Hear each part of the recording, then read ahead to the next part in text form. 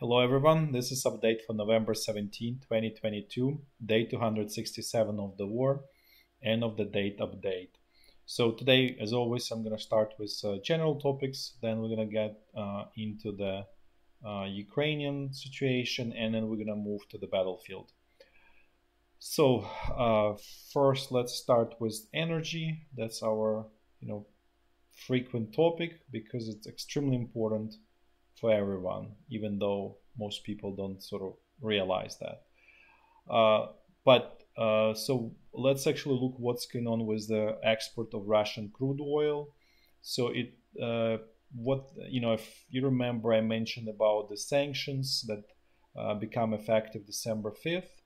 And what this really means that Russia can only export crude below the ceiling price. So obviously Russia is unhappy about that, but that's another question. The more important question is Russia is exporting a lot of its crude oil through Black Sea ports. Well, Novorossiysk is the main port there, and it goes through Dardanelles and Bosphor Straits, which is Turkey, the capital of Turkey, Istanbul there. So it goes through there, and then goes everywhere around the world. So Turkey is essentially joining sanctions on Russia and will not allow passage of the Russian tankers with crude oil unless they comply with this crude oil ceiling limitation.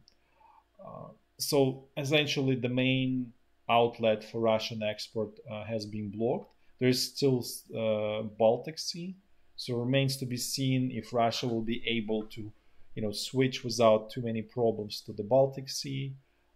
Somewhat skeptical that that's possible. And then Pacific is really like out of reach because I mentioned before that Russia is really bottlenecked. Essentially, all of that Siberia is hanging on essentially two railroad lines that were built, let's say 140 years ago. One line, sorry. So one line was 140 years ago, plus minus. So basically in the 19th century, end of 19th century. And then there are another one was, I think, about 50 years ago, but during Soviet time it's called BAM. So essentially, and they don't have much of throughput because they were not built to, let's say, export anything to China. The only reason those two lines were built is to actually keep integrity of Russia, so it doesn't fall apart as a country, because otherwise all of the Siberia and Pacific side are essentially like cut off and blocked, and obviously that's a threat. Just from the two basically they were built for strategic reasons, sorry, just to basically probably transport troops and so on. They're not built to carry a lot of traffic of commodities. So basically, so what happens is Russia is not able to utilize the opportunity to export crude, let's say coal, to China. So that one is kind of blocked. So as you can see, Russia is sort of getting into very difficult position. We'll see how they will sort of get out of that position. Plus, there is sort of cherry on the cake for this whole situation is that Indian refineries stopped buying Russian crude because they're afraid of the sanctions that they're gonna get from the U.S. So obviously, the risk of sanctions outweighs the benefit or profit that they can earn. So it looks like a Russian situation is getting a little bit more difficult. Well, I would say quite difficult. It remains to be seen how they, if they will be able to get out of that situation. Then situation related to Ukraine and Russia is grain deal. You've probably seen that, there was formal announcement that the grain deal was extended. It's still not, the terms are somewhat very unclear, but it does look that Russia is getting what it needs, specifically export of fertilizers. And then Ukraine said that it will unblock that ammonia pipeline that I told you that going, it sort of ends in Odessa and it kind of goes kind of like this, where I'm showing it's kind of like more or less something like that. So Ukraine made condition that Russia needs to agree to exchange prisoners of war, and then that's a condition for opening that pipeline. Um, so, well, it will be interesting to see if that happens, if the financial interest outweighs sort of military interest. Um, but in any case, it looks like Russia will be able also to export its grain. So it's again short term, only 120 days. So what I think around March 18, it will set to expire.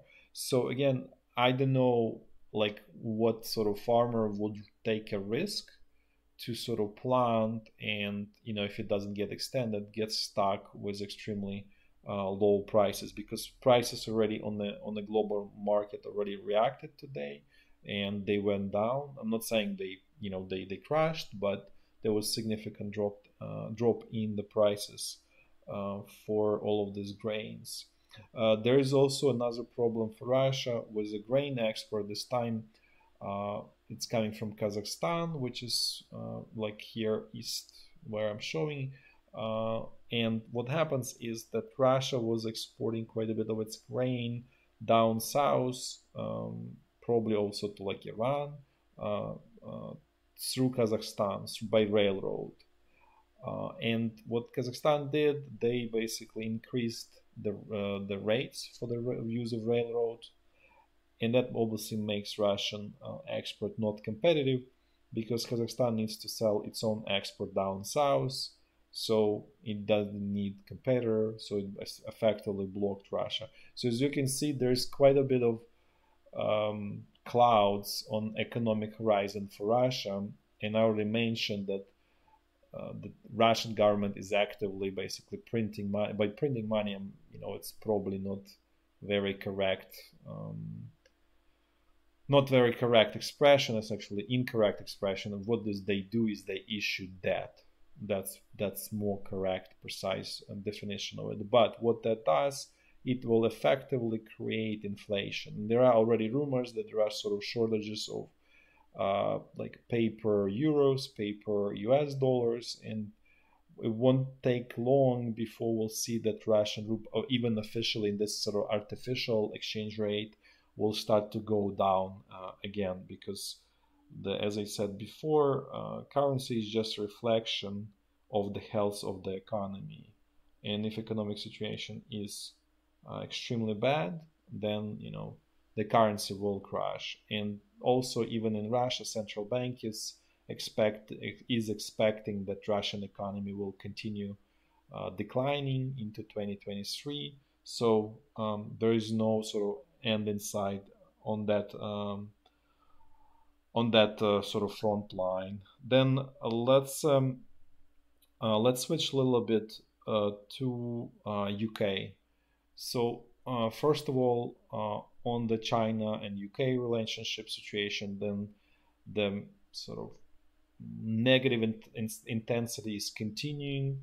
UK government is forcing Chinese company to divest its semiconductor manufacturer that they acquired, I believe in 2019. It's called Newport Wafer Fab. So basically, they probably making those wafers to make semiconductors.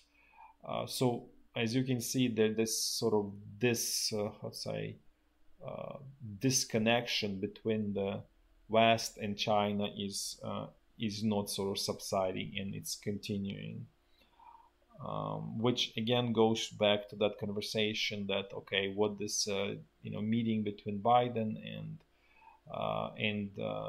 Xi Jinping, Chinese president, if there is success or not. So it doesn't look like there is a change in the situation that we had before. So doesn't look like there was any major agreement was reached.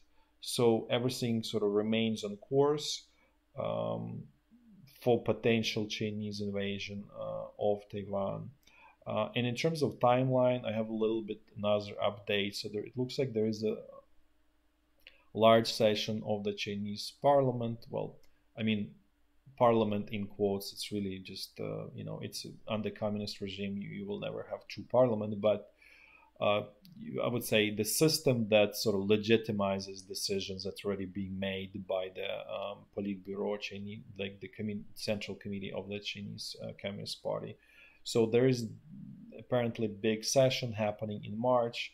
So it doesn't look like anything is going to happen until at least April, because I was providing the before timeline in terms of, okay, it's very unlikely that the invasion will happen before spring. I would say right now it does look it's getting pushed even a little bit more into April timeline.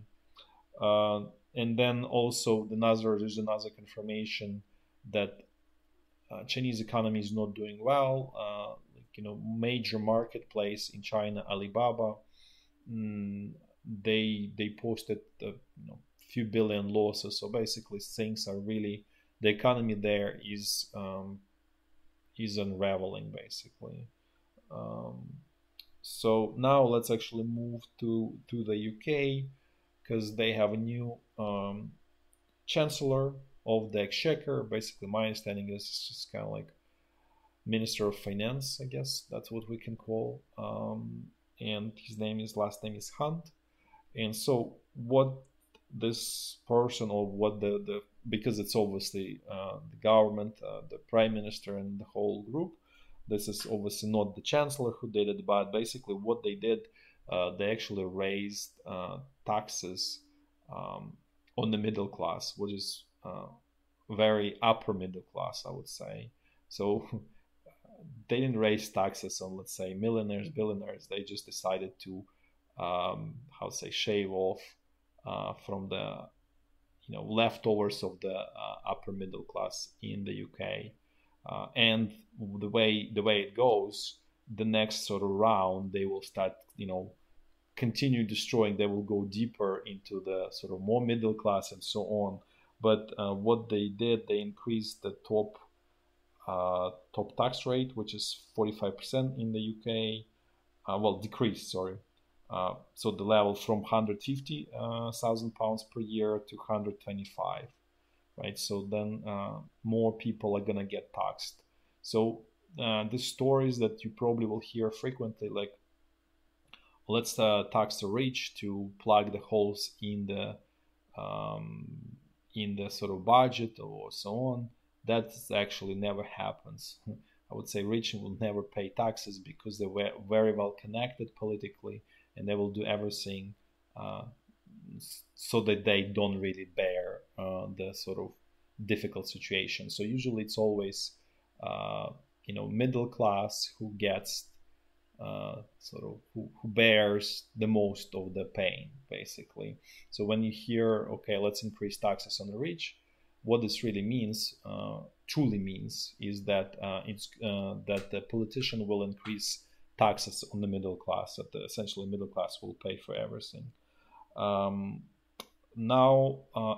So what the whole situation there is, the other part is that this government decided, okay, let's tax oil and gas companies in the UK, because they have this windfall taxes and so on. This is again this is another move to make things worse, because what happens next, they don't invest, they produce, then you have even less crude, less natural gas, prices go higher, the standard of living goes even further down, right? And the hole in the budget becomes bigger, right? So you kind of like you're going down in this death spiral with a new every turn you go deeper and deeper until you get to social unrest situation. And so again, as I said probably a couple months before, that this new prime minister, British prime minister, will wreck the country. He has no idea what to do. He has no vision, no strategy. This is basically just ad hoc band-aid, just knee-jerk reactions, just to make it sort of look uh, good, or to sell it. Basically, it's kind of like a populism to sell it to the general public that will tremendously actually backfire on that same public essentially. But it will be time lag, and probably this government will be out, so there will be new government that will sort of catch sort of the fire that was actually initiated by the current government. But in any case, this is also interesting situation when um, so-called conservative government is essentially enacting basically like soft communism type of things.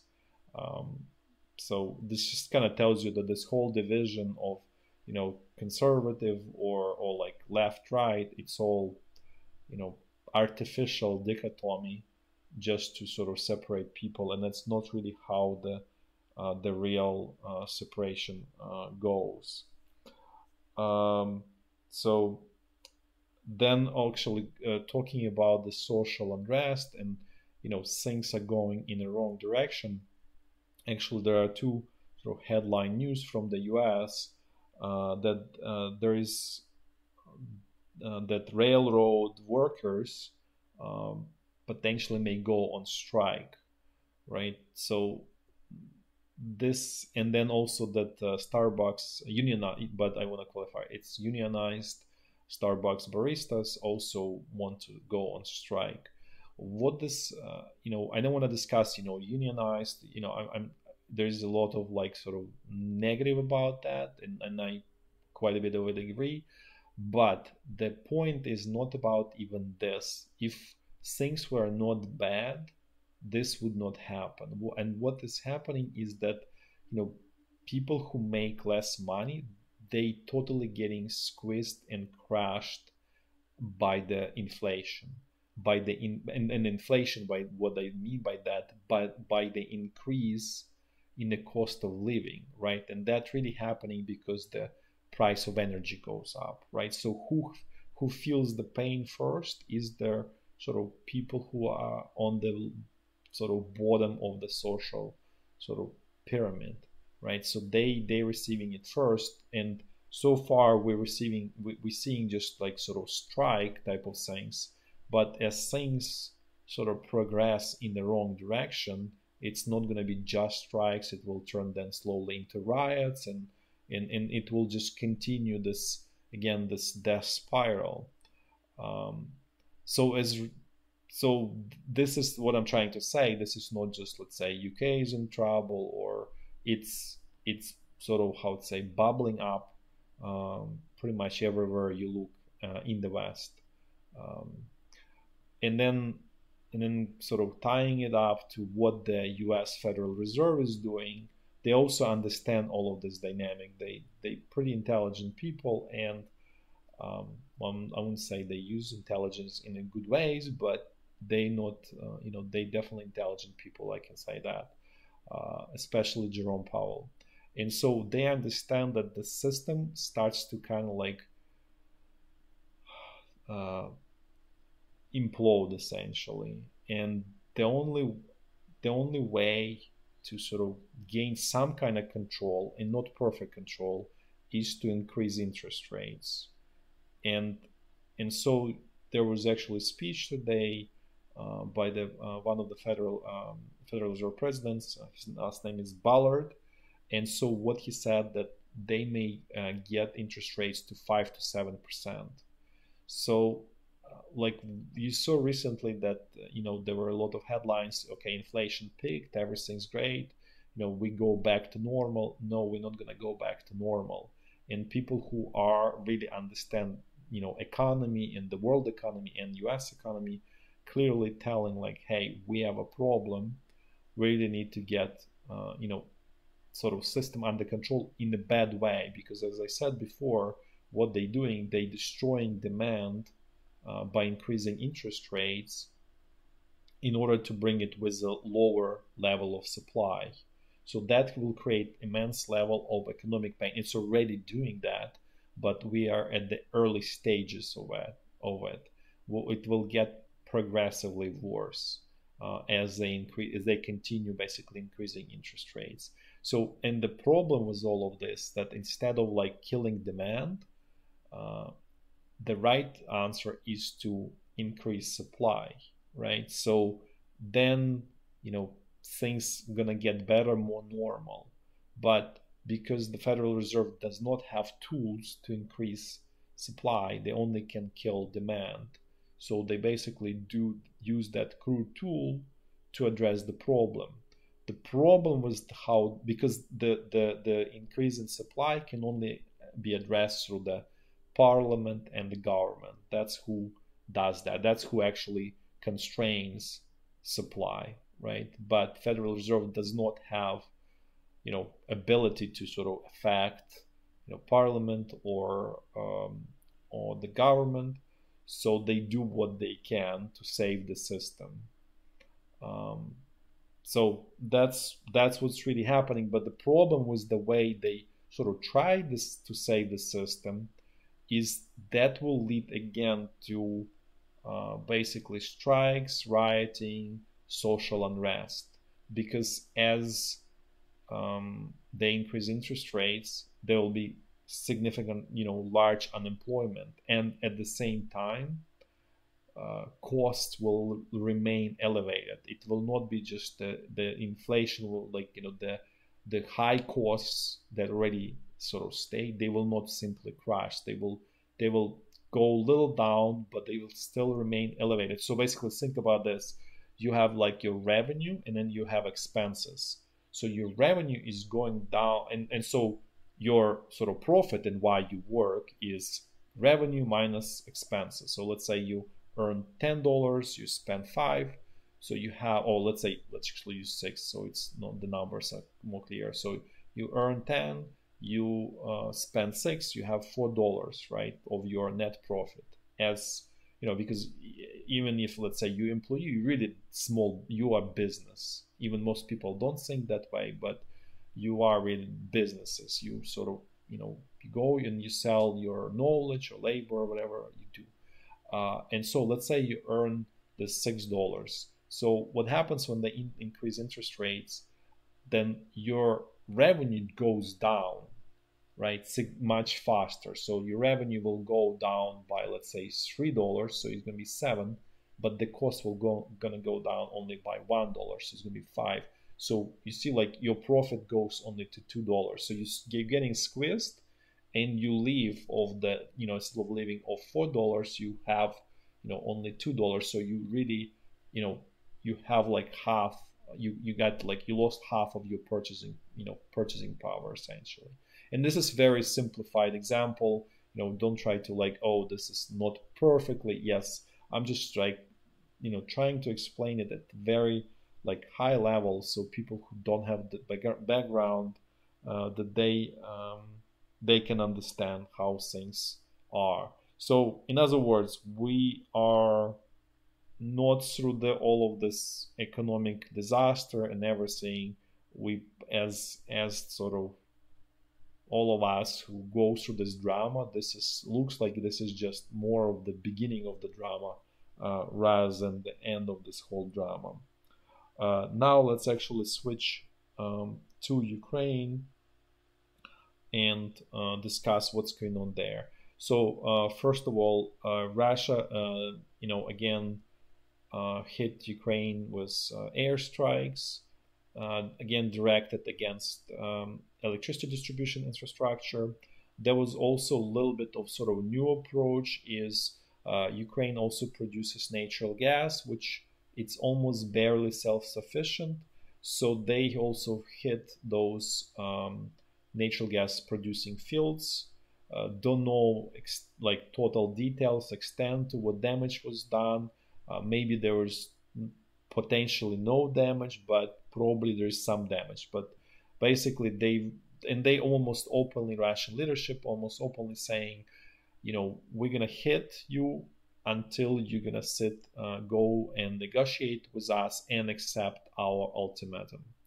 So that's just the pressure that Russian leadership is putting on Ukrainian population at large to essentially force into submission. So So as a result of these attacks, what happened is the following. Now the electricity is only available for like 2 to 3 hours during 24-hour period, right? And may even get worse. So essentially, the system is, I wouldn't say completely collapsed, but it's, in some kind of like sort of collapse in progress. Let's put it this way. Um, because before it was so just to kind of remind you how it started, it was the blackouts would be like for 4 hours, for like 3 4 hours, then it went to like 8 hours, and now you only essentially have like what, 22-hour blackouts. So as I said, and you can see the trend, it's very clearly in the process of collapsing.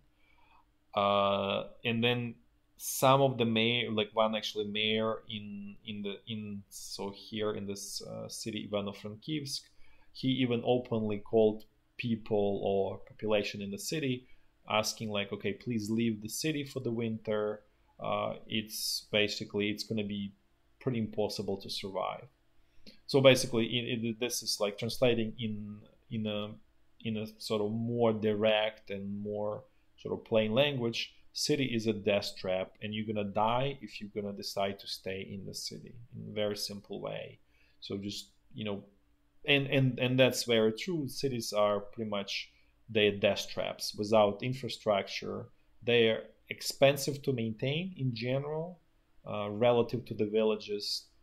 They're much more wasteful. There is much more inefficiency, and during time of the war, when there is not enough resources, it's impossible to maintain cities, and they turn into total death traps.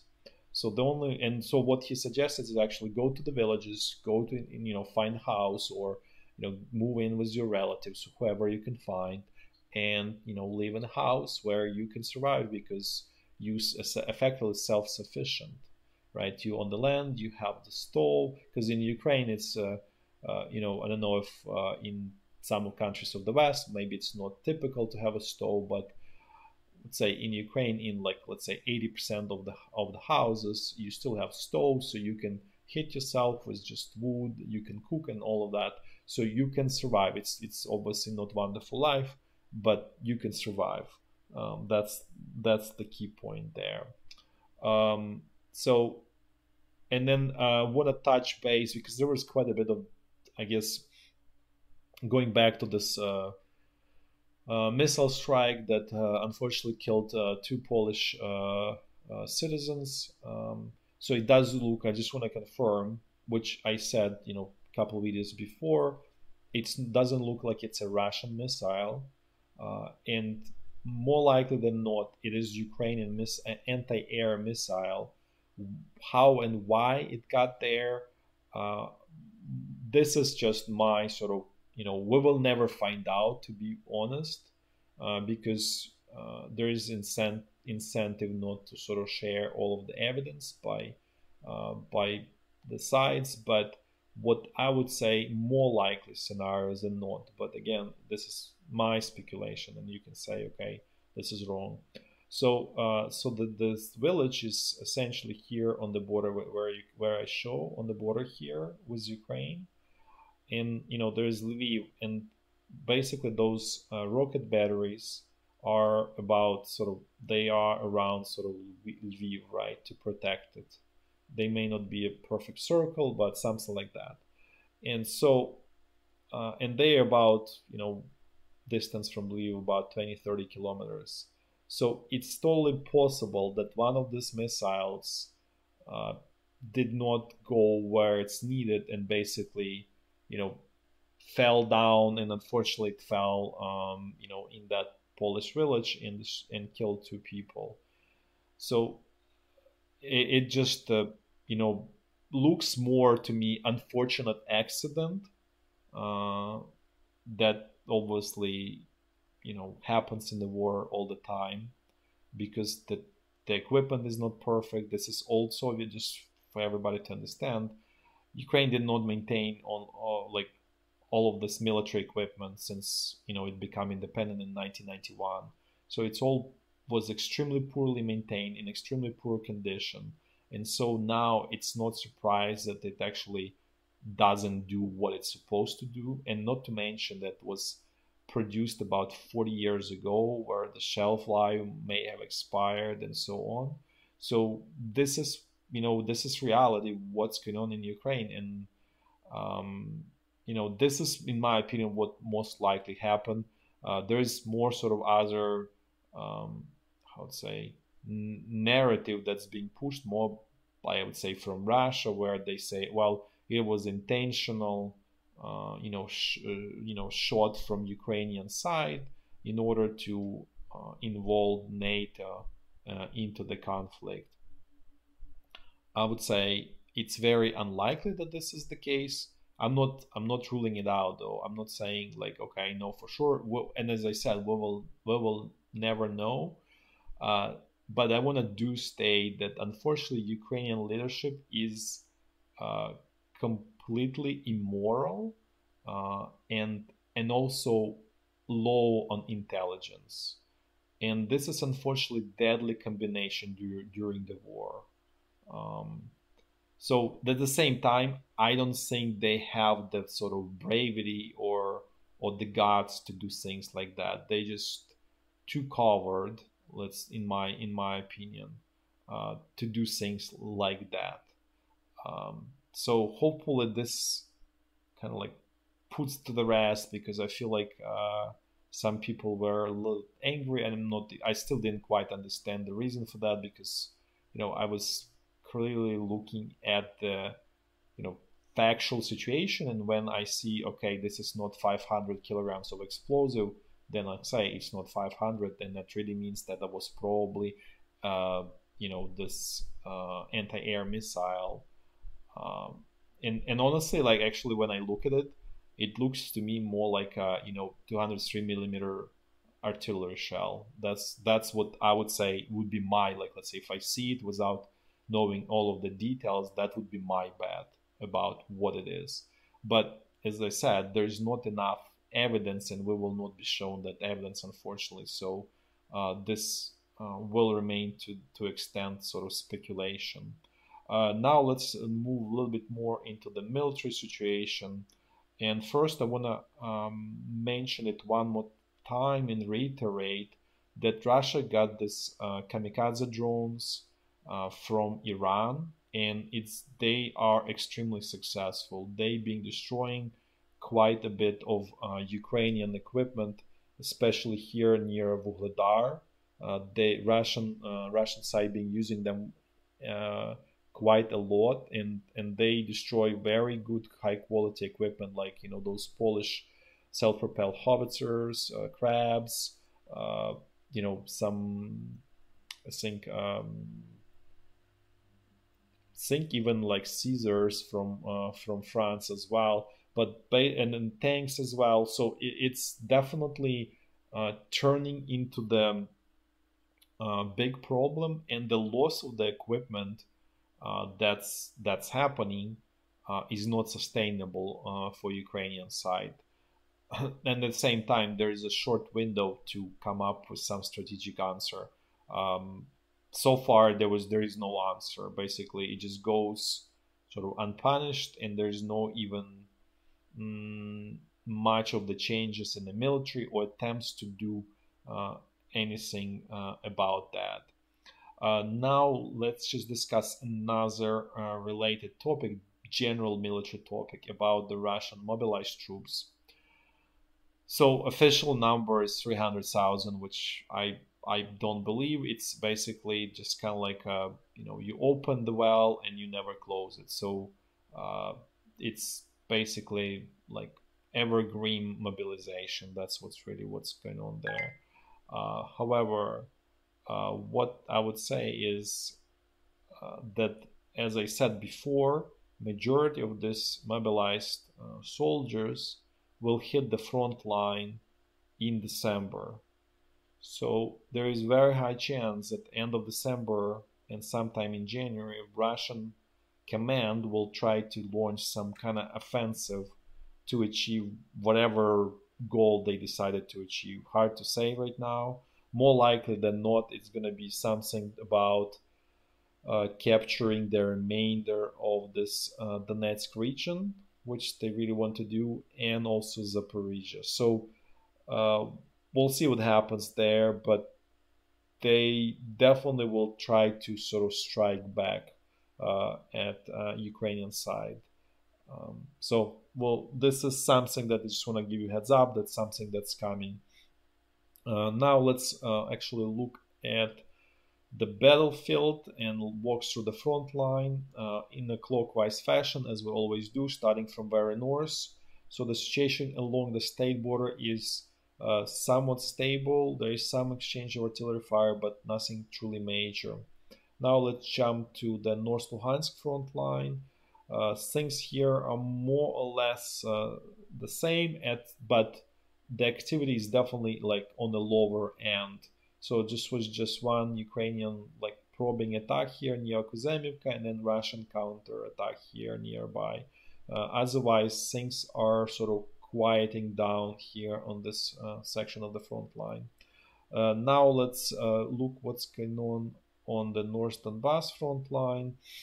Things here also relatively quiet, as you can see. Some attacks by Wagner mercenaries, some by this,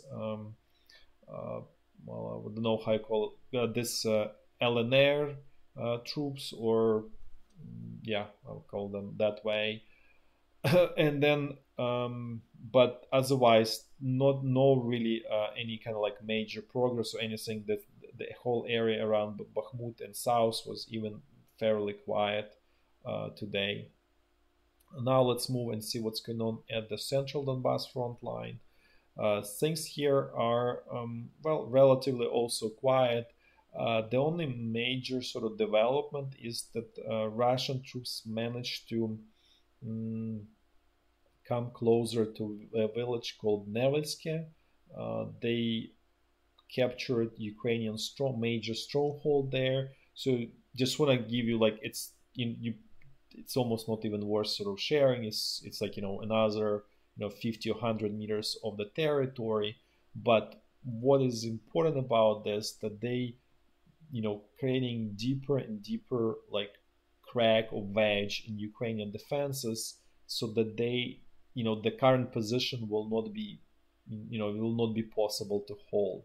So again, this is the problem that's sort of brewing. It's far from being like in a danger zone for Ukrainian side, but it's clearly going in the wrong direction, let's put this way. Then also attacks in Marinka that never go lead to anywhere. Otherwise, actually, area around Volodar was quiet today. Now let's quickly also check Zaporizhya front line. Things are quiet here as well. So as a whole, there is no much any news about redeployment by either side of all of this sizable groups of troops. So as you can see, both of them pretty significant, and in Russia's case, they are actually in a way the best quality troops that they have. So it will be interesting to see where they're going to be redeployed, because that will indicate to us where Russia is going to be seeking to launch its offensive at some point, probably in January, I would say. Thanks for watching, and until tomorrow, bye bye.